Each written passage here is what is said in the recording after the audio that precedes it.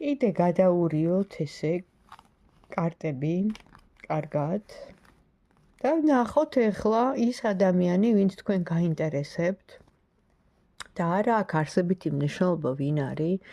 უბრალოდ, გაინტერესებთ მისი ფიქრები თქვენ და მე. აი როგორია, სპონტანურად ვეკითხები რა ინფორმაციაც მოდის, შემთხვევითობა სამყაროში არ არსებობს, დამთხვევა გამორიცხულია და მოდის მთვარე, გაურკვევლობა, დამალვა და ისეთი უფრო საიდერული, ანუ შიგნით დაფარული მღელვარება, შეიძლება ითქვას გაურკვევლობა, ილუზიები.